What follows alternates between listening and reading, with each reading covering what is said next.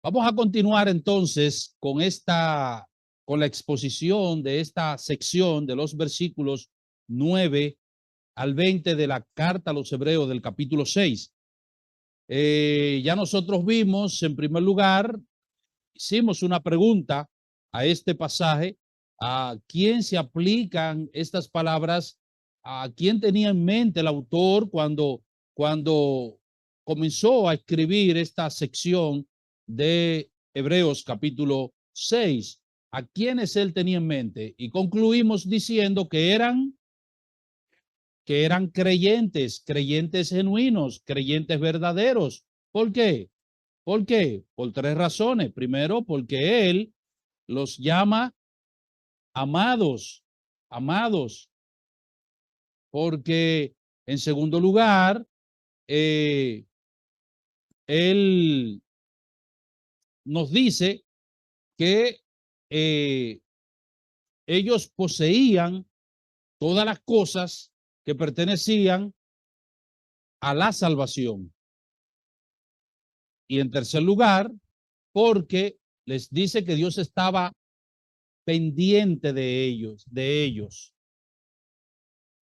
pendientes de ellos y pendientes de su servicio. ¿Y qué esperaba el autor de estas personas al decirle estas cosas? ¿Qué esperaba él de ellos? Es la segunda pregunta que nosotros queremos responder en el texto. Y hay tres cosas que el autor esperaba de estos creyentes al decirle estas palabras. Él no le dice esta palabra solamente por decírsela, solamente por eh, simplemente animarlos a ellos, sino que él esperaba algo de ellos. Él deseaba algo de ellos. Y nos dice aquí que él esperaba de ellos tres cosas. En primer lugar, el autor esperaba de estos creyentes que se esforzaran en la fe hasta el final. O si quieren resumirlo, él esperaba de ellos que perseveraran, que hicieran un esfuerzo. Versículo 11. Pero deseamos que cada uno de vosotros muestre la misma solicitud hasta el fin. ¿Qué es lo que yo deseo? Le estoy diciendo estas cosas porque deseo. Eso es bueno para los que se sientan atrás, porque hay asientos delante aquí que no se moja. Qué bueno es el Señor, que mandó un desalojo masivo para los que se sientan atrás. Sí, porque siempre están sentando atrás, es una batalla. Nunca se quieren ocupar los asientos de adelante, siempre los asientos de atrás, para que cuando se duerman el pastor no los vea. O para poder dialogar tranquilamente mientras el pastor está predicando. Sí, pero el Señor es bueno. Y denle gracias al Señor, que nada más fue agua que le mandó. Denle gracias al Señor que ustedes no viven en Sodoma y Gomorra, que viven en Honduras.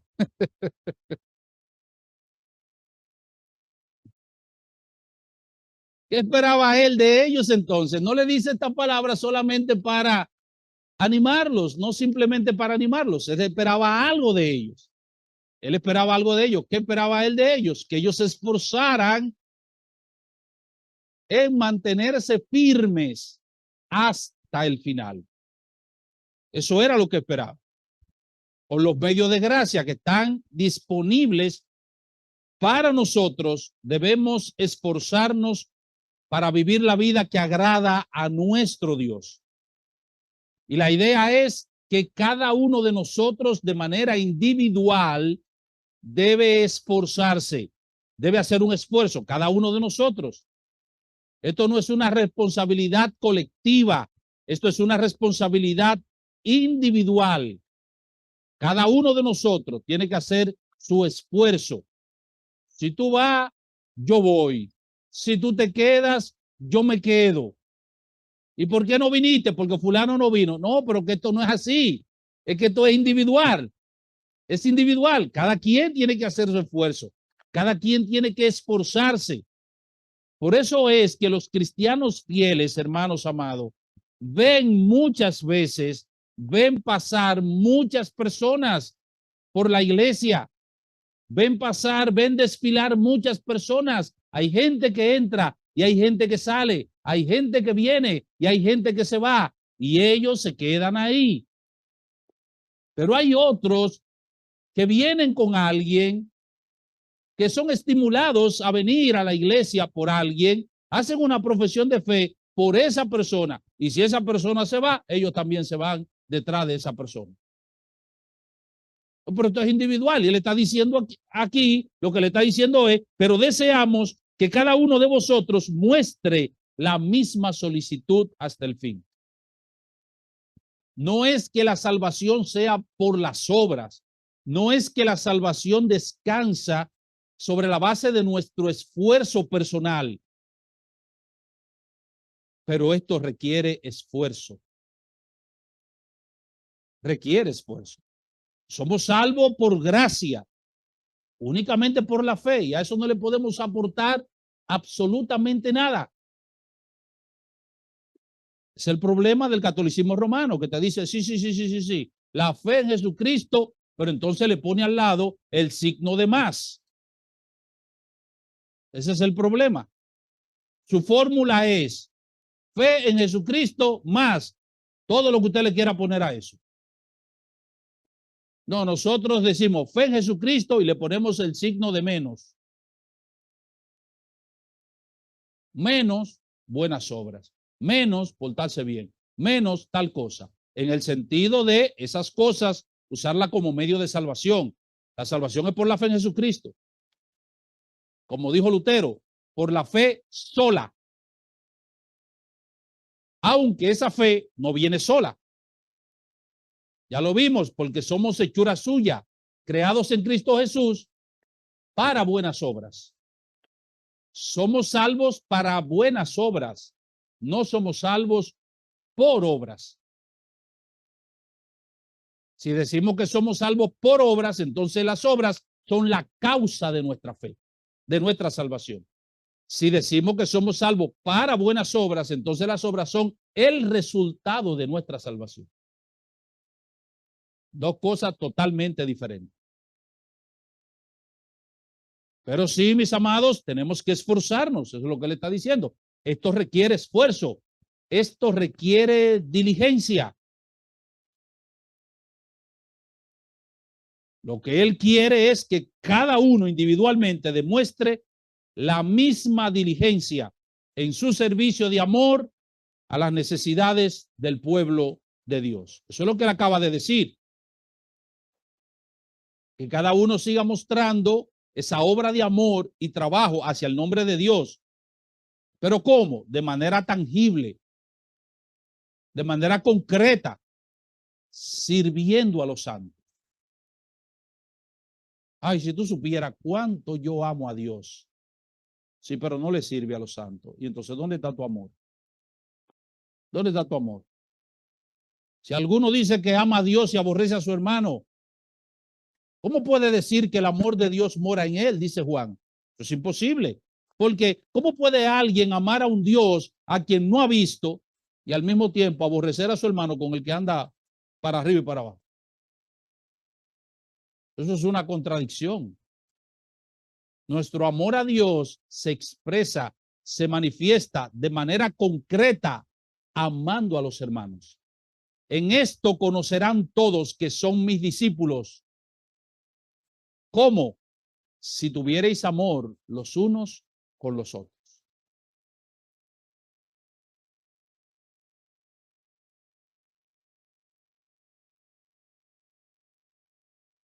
El autor de la carta a los hebreos teme que algunos miembros de la iglesia sean deficientes en la virtud de la esperanza.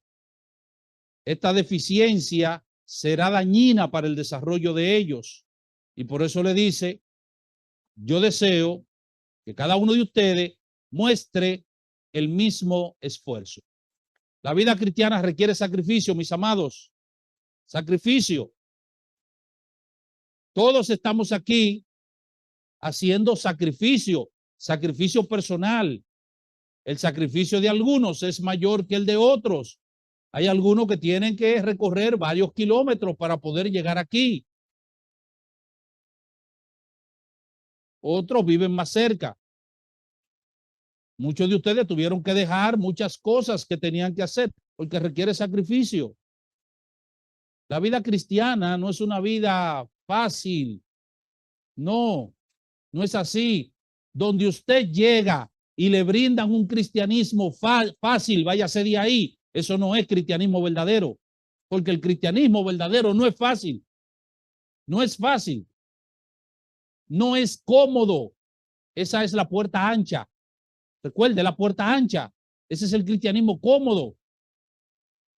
Una iglesia donde usted va, que requiere que usted haga sacrificio, no para ser salvo, sino como resultado de su salvación. Entonces eso le está diciendo a usted que sí está en el lugar correcto, porque requiere sacrificio, requiere esfuerzo.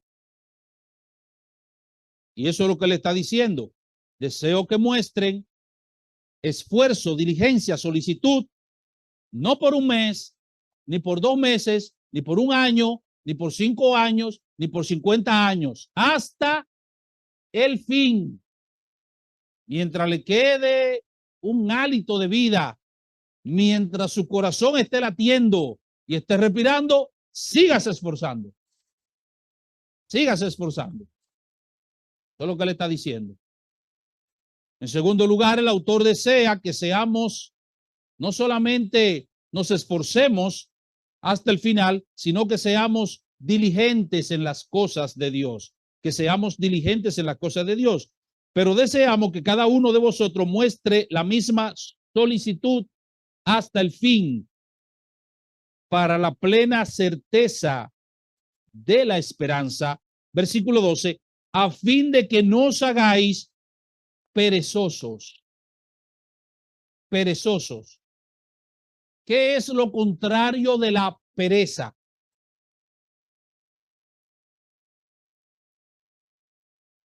Eso es, al advertir a los destinatarios de su carta en contra de volverse perezosos, el escritor recurre a una sana psicología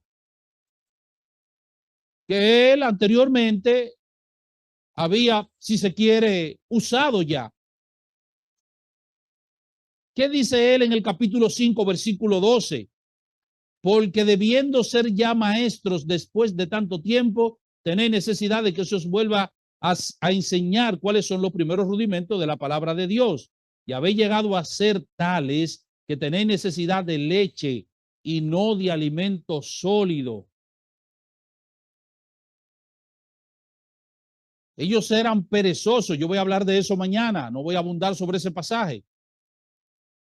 Pero acerca de qué le está advirtiendo. ¿Cuál era el deseo que él tenía? Sean diligentes. Quiero que muestren la misma solicitud hasta el fin. Noten, él lo está diciendo porque ustedes son perezosos. Eso no es lo que él está diciendo. Él está diciendo para evitar eso, para que no se vuelvan perezosos. La pereza espiritual es terrible. La pereza espiritual es dañina. Y la pereza espiritual nos coloca a un paso de la apostasía.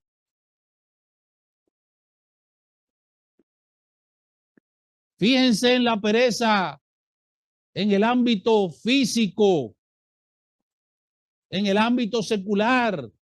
¿Cómo viven los perezosos? ¿Cómo viven?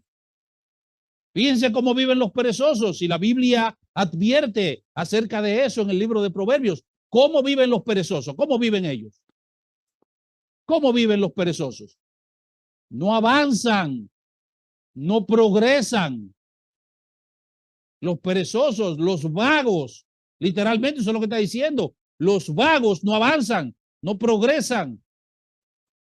Estábamos visitando esta mañana un pueblo del sur del país y llegamos a ese pueblo a las 10 de la mañana y eso parecía un desierto.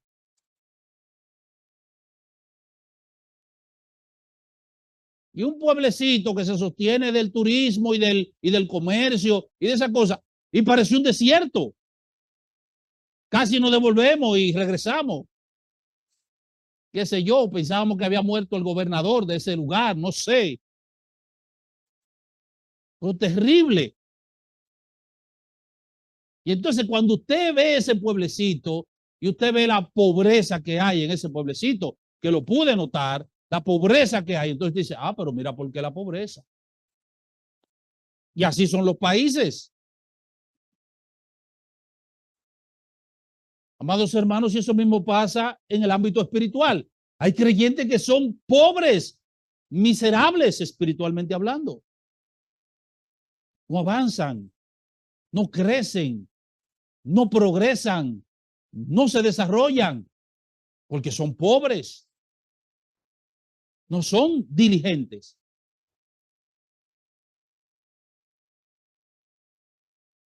No deseo, dice el autor, que se vuelvan perezosos. Por eso esfuércense hasta el final.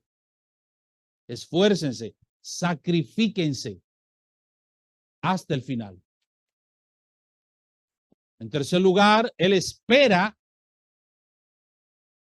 que estos creyentes imiten la fe y la paciencia de los santos. Versículo 12. A fin de que no os hagáis perezosos, sino imitadores de aquello que por la fe y la paciencia heredan las promesas. Ahora él es positivo en su evaluación. Los exhorta a imitar a los que heredan las promesas por medio de la fe y la paciencia. Dirige su atención hacia los santos del pasado, los santos que se han apropiado de la promesa de Dios y se han apropiado de la promesa de Dios por la fe y la paciencia. Apropiarse de la promesa de Dios siempre demanda esas dos cosas, fe y paciencia. ¿Y cuál es la razón para que los santos se esfuercen de esta manera? Esa es la tercera pregunta que yo quiero responder en la tarde de hoy.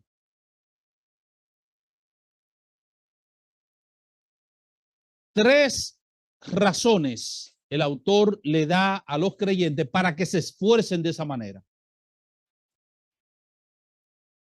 La primera razón que le da aquí es el ejemplo de Abraham. Fíjense cómo él concluye. ¿Qué es lo que él desea de ellos? ¿Qué es lo tercero que él desea de ellos? ¿Qué es lo tercero que desea de ellos? Que imiten la fe y la paciencia de los santos. E inmediatamente les va a dar un ejemplo de fe y paciencia. Inmediatamente, de una vez. Porque alguien puede decir, ajá, ¿y cómo es que se imita la fe y la paciencia? ¿Cómo es que los santos del pasado tenían fe y eran pacientes? ¿Cómo conjugaban esas dos cosas? ¿De qué manera? Dame un ejemplo de eso. Y ahora él va a pasar a darles un ejemplo de eso. Versículo 13 al 15. Y noten que lo introduce el versículo 13 con un porque. Porque cuando Dios hizo la promesa a Abraham, no pudiendo jurar por otro mayor, juró por sí mismo, diciendo, de cierto te bendeciré con abundancia y te multiplicaré grandemente. Y habiendo esperado con paciencia, alcanzó ¿qué? ¿Qué es lo que él dijo en el versículo 12, la última parte? ¿Qué él esperaba de ellos? Que imitaran la fe y la paciencia de los santos. Y ahora te voy a dar un ejemplo. ¿Cuál ejemplo? El ejemplo de Abraham. Te voy a dar ahora el ejemplo de Abraham. ¿Tú quieres un ejemplo concreto? Te voy a dar ese ejemplo. El ejemplo de Abraham. Abraham en la Biblia es conocido como el padre de la fe. El padre de los fieles. Y ciertamente, mis amados, cuando nosotros leemos en la Biblia la historia del patriarca Abraham, no podemos concluir de otra manera que diciendo que ciertamente este hombre era un hombre de fe. Dios lo llama cuando lo salva. Abraham era un brujo, vivía en Ur de los caldeos, un hechicero, o sea, un tipo en una cultura de hechicería y de brujería y ese tipo de cosas. Y Dios llama a Abraham y lo llama y lo salva. Sal de tu tierra y deja tu parentela y ven a la tierra que yo te mostraré. Y Abraham sale para una tierra que él nunca había visto, que él no conocía. Y dejó todo. Digo, eso es fe. Sal de tu tierra y de tu parentela a una tierra que yo te mostraré. Y él salió porque Dios le dijo eso. Y luego, en un momento determinado, Dios le dice, en Génesis capítulo 12, Abraham, sal fuera de tu casa. Y Abraham sale y dice, mira las estrellas del cielo. Son muchas, ¿verdad que sí? Cuenta las estrellas, Abraham, a ver cuántas son. Señor, ¿cómo que cuenta las estrellas? Pues yo no las puedo contar. ¿Verdad que tú no las puedes contar? No, porque son demasiadas. Y esas son las que tú alcanzas a ver. Las que tú alcanzas a ver. Un astrofísico dijo que en el universo nosotros tenemos alrededor de 100.000 millones de galaxias y que cada galaxia tiene alrededor de 100.000 millones de estrellas.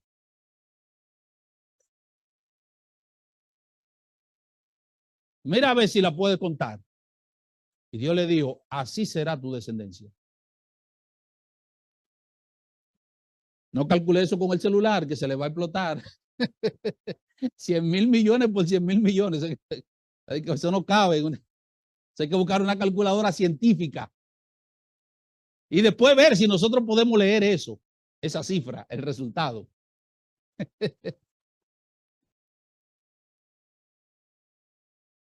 Y Dios le dijo, yo voy a hacer de ti una descendencia así. Y como la arena que está a la orilla del mar.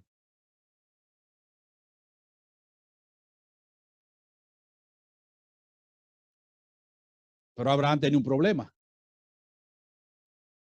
Abraham no tenía hijos porque su esposa era estéril. Y cuando Dios le hace esa promesa, si mal no recuerdo, creo que Abraham tenía 75 años de edad, si mal no recuerdo. Y luego Dios lo llama para confirmarle la promesa. Pero el asunto es que ya Abraham tenía casi 100 años cuando le confirma la promesa. Es más, cuando Dios le confirma la promesa en un momento determinado, su esposa se ríe.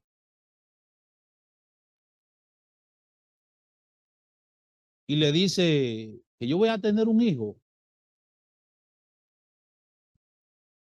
Dos condiciones: estéril y ya humanamente hablando sin posibilidades de poder concebir. Porque claro, una señora ya con esa edad ya le había cesado el ciclo menstrual. ¿Cómo va a tener hijo? ¿Cómo va a quedar embarazada?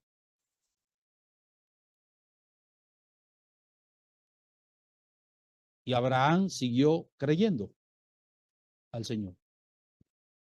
Pero no solamente creyendo, estamos hablando de esperando en el Señor. ¿Ven cómo se combinan ambas cosas? O sea, no fue que le hizo la promesa y al otro día le dio el hijo. No. No fue que le hizo la promesa y al otro día Sara quedó embarazada. No. Y luego que tiene el hijo, porque incluso en un momento determinado, su esposa lo aconseja y le dice, mira, me parece que Dios va a cumplir su promesa, pero nosotros tenemos que ayudarlo.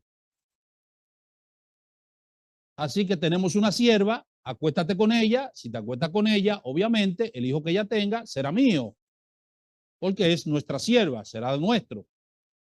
Así que vamos a darle una manito a Dios. Y Abraham le hace caso. Me imagino que no hubo que forzarlo mucho para eso. Digo yo, no sé. Bueno, pero tienen a Ismael y Dios le dice, Abraham, no me ayude, que no es el que te va a heredar. no es con ese que yo te voy a cumplir la promesa que te hice. Pero luego Dios le da el hijo, y luego que le da el hijo, siendo el niño probablemente un adolescente ya, Dios le dice: Abraham, toma tu hijo, tu único, y para que no te confundas, Isaac, a quien amas, sí, para que no te lleves a Ismael. Isaac, a quien ama, llévalo al monte Moriah y sacrifícalo allí. ¿Y qué hizo Abraham? Tomó al niño, se fue al monte Moriah, puso al niño en un altar, lo ató y lo iba a sacrificar. Y cuando Pablo explica eso en el Nuevo Testamento, dice que Abraham creyó que Dios lo iba a resucitar. Dice él que en sentido figurado eso fue lo que él hizo. Eso es fe, mis amados. Eso es fe. Y eso es lo que te está diciendo él ahora. Imita a esos fieles. Imita a esas personas que por la fe y la paciencia heredan la promesa. Porque eso fue lo que hizo el creyente Abraham. Por eso es considerado el padre de los fieles. Ah, pastores, que ya no tenemos a Abraham aquí en la iglesia. No, no tenemos a Abraham, pero tenemos gente como Abraham. Tenemos gente aquí fieles al Señor. Tenemos gente en la iglesia pacientes. Y esas personas son un ejemplo para nosotros imitar. Hay una hermana en nuestra congregación, debe tener unos 70 y tantos de años, debe tener casi 80 años ya. Y es una hermana que no falta a los servicios. No falta a los servicios, no falta. Una hermana de oración. Y una hermana que tiene todos los problemas del mundo, todos los problemas del mundo. O sea, que si yo le contara a ustedes todos los problemas y las situaciones que tiene esa hermana, situaciones familiares, situaciones de salud, montones de situaciones, fiel al Señor, nunca tiene mala cara, nunca se le ve triste, nunca se le ve turbada, nunca se le ve quejumbrosa, nunca se le ve depresiva. Y siempre son de esas personas que te dan aliento, que te dan ánimo. Pastor, yo oro por usted. Pastor, esto. Y cuando suele contarme algo, algún episodio, alguna situación difícil, lo primero que dice: pero yo me levanté y me puse de rodillas y oré al Señor. Así que no tenemos que ver únicamente en la Biblia a estas personas que fueron gente de fe y gente paciente. Están en la iglesia. Están en la iglesia. Y cuando yo veo a esa hermana, digo: yo no he sufrido en toda mi vida, yo no he sufrido ni siquiera una cuarta parte de todo lo que ha sufrido esta hermana y sigue sufriendo. Y es una hermana fiel al Señor. Y es una hermana que siempre está gozosa.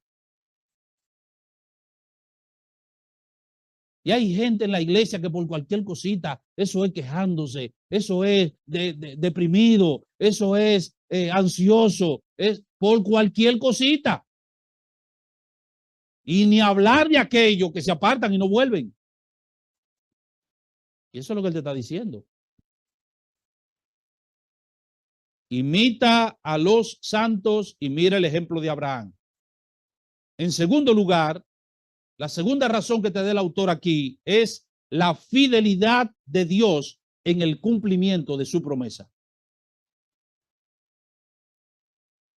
Si no te es suficiente con el ejemplo de los fieles del pasado y del presente, entonces echa mano a la fidelidad de Dios, porque Él es fiel en el cumplimiento de su promesa. Versículo 16 al 18. Porque los hombres ciertamente juran por uno mayor que ellos. Déjenme volver al versículo 13 para que tomen la idea. Porque cuando Dios hizo la promesa a Abraham, no pudiendo jurar por otro mayor, juró por sí mismo. Versículo 16. Porque los hombres ciertamente juran por uno mayor que ellos. Y para ellos el fin de toda controversia es el juramento para confirmación. ¿Saben lo que le está diciendo? ¿Verdad que sí?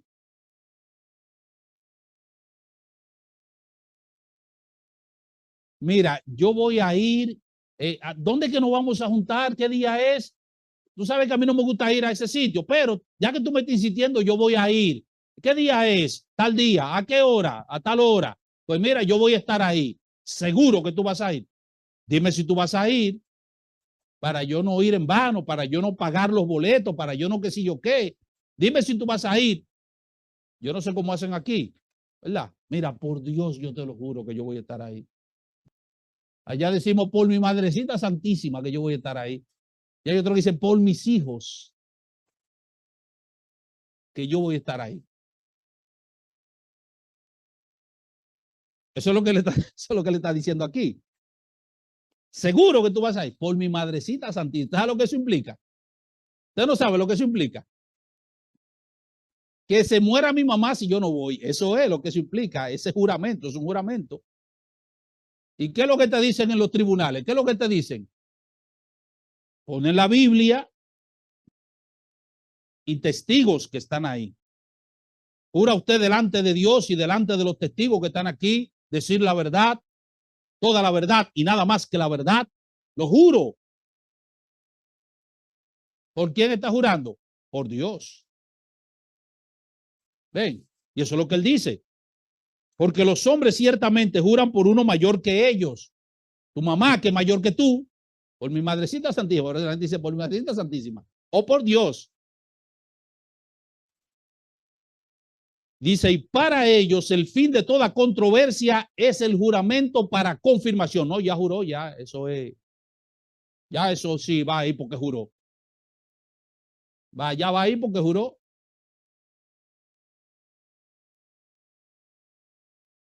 Y ahora él dice, por lo cual, queriendo Dios mostrar más abundantemente a los herederos de la promesa la inmutabilidad de su consejo, interpuso juramento. En otras palabras, Dios no tiene que jurar, porque ¿quién es mayor que Dios? ¿Por quién él va a jurar? Él no tiene por quién jurar. Pero él queriendo mostrar más abundantemente a los herederos de la promesa, aparte de su promesa, él interpuso un juramento para que por dos cosas inmutables, es decir, que no varían, que no cambian, para que por dos cosas inmutables en las cuales es imposible que Dios mienta, ¿qué dice él?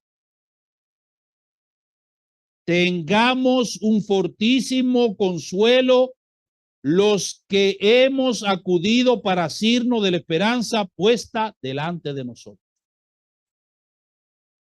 ¿Cuál es el ancla que nosotros tenemos? La fidelidad de Dios en el cumplimiento de su promesa.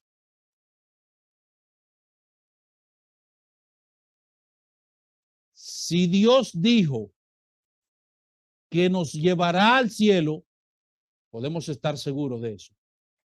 Porque Dios no miente, es imposible que Él mienta.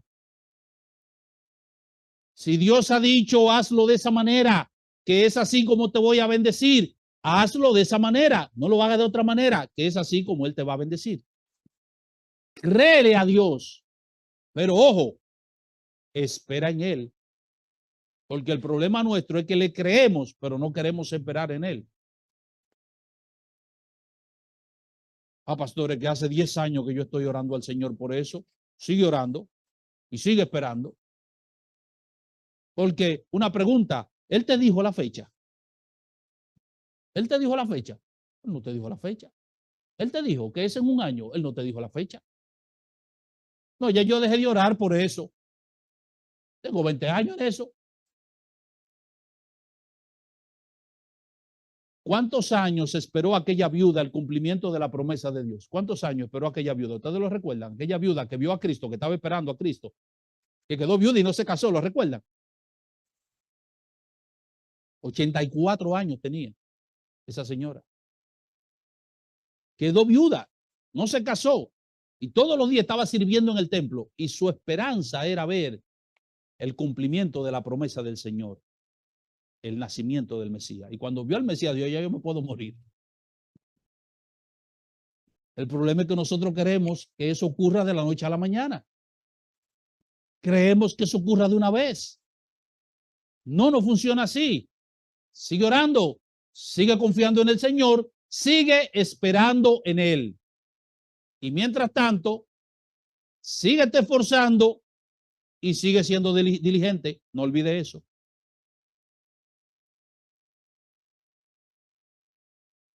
No, ya el Señor no me va a mandar un compañero. El Señor no me va a mandar un esposo ya. No me va a mandar una esposa. Ya, yo perdí la esperanza.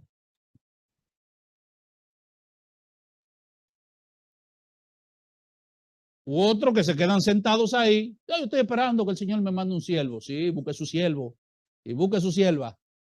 Esfuércese, haga su diligencia. Sea diligente. Hay que orar y tiene que buscar.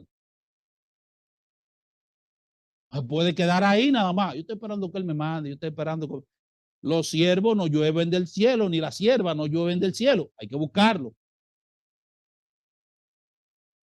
Estoy esperando en el Señor, estoy confiando en el Señor, estoy siendo diligente y esforzado. Y en todo es así. Estoy esperando que el Señor me bendiga. Yo estoy esperando que el Señor me bendiga. ¿Haciendo nada? No, tiene que esforzarte y tiene que ser diligente. Es una combinación. Y en tercer lugar,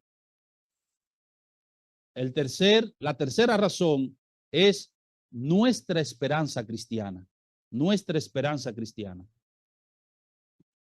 Podemos y debemos esforzarnos, debemos ser diligentes, debemos servir al Señor, imitando el ejemplo de los santos del pasado y del presente, confiando en la fidelidad del Señor y descansando en la esperanza que nosotros tenemos. Versículo 18, para que por dos cosas inmutables, en las cuales es imposible que Dios mienta, tengamos un fortísimo consuelo los que hemos acudido para asirnos de la esperanza puesta delante de nosotros, la cual esperanza tenemos como segura y firme ancla del alma y que penetra hasta dentro del velo. Eso es lo que nos sostiene y nos mantiene a nosotros firmes.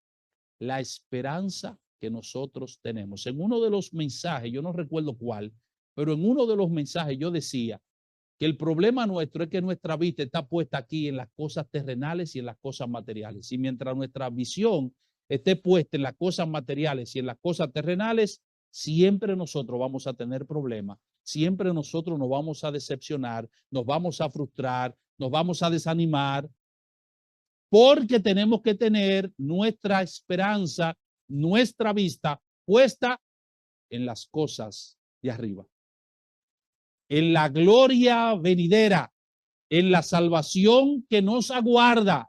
Esa es la esperanza que mantiene nuestra alma como anclada en el Señor, firme en el Señor. Eso lo dije cuando hablé del peligro de descuidar la salvación. ¿Lo recuerda? Que el autor usa la metáfora de deslizarse. Para cuidado si nos deslizamos. ¿Y qué yo expliqué con eso? Cuando hablé de eso, ¿qué dije? ¿Qué expliqué? Que es una metáfora tomada del mundo marítimo.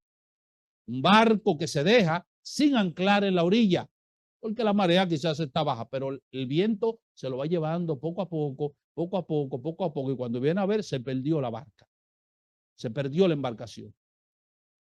¿Y qué es lo que mantiene nuestra alma anclada? ¿Qué es lo que mantiene nuestra alma firme en el Señor? Esa esperanza que nosotros tenemos. La esperanza de ver al Señor, la esperanza de disfrutar con Él por toda la eternidad, la esperanza de que nuestros sufrimientos un día terminarán, la esperanza de que recibiremos un cuerpo sin achaque, sin estar sujeto a las enfermedades, la esperanza de que un día no habrá lágrimas, no habrá sufrimiento, no habrá dolor, la esperanza de que no habrá, qué sé yo, pecado, la esperanza de que no habrá orgullo, la esperanza de que no habrá muerte, la esperanza de que no habrá maldad. Esa es la esperanza que nos sostiene a nosotros, esa es la esperanza que nos mantiene a nosotros firmes en el Señor. Esa es el ancla de nuestra alma.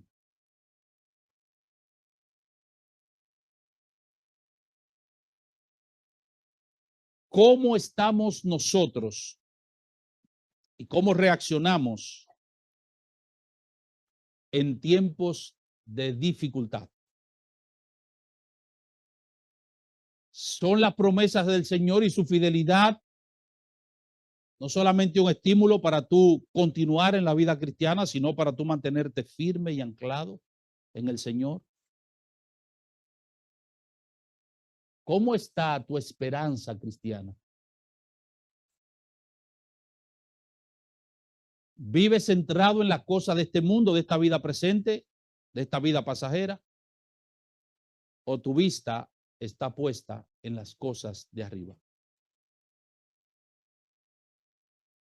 Manifiesta constantemente la fe y la paciencia que manifestaron los santos del pasado y que manifiestan algunos santos del presente.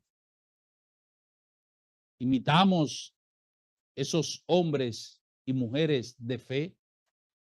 No, eso fue Abraham. No, eso fue Elías. Santiago dice, Elías era un ser humano con pasiones similares a las nuestras. Pero le creyó al Señor y fue paciente. ¿Somos diligentes y esforzados en las cosas del Señor? ¿O solamente somos diligentes y esforzados en las cosas del mundo? De las cosas seculares. A veces me sorprende la entrega, el arrojo, la dedicación que tienen hermanos a las cosas seculares. No estoy diciendo que eso sea malo, eso es bueno. Lo malo es que no tienen esa misma dedicación, ese mismo arrojo, no hacen ese sacrificio para las cosas del Señor. Pueden ir a su trabajo y van a su trabajo, llueva, truene o ventee. Van a sus trabajos enfermos, arrastrándose muchas veces. Y a veces ponen unas excusas para no venir a la iglesia que tú dices, pero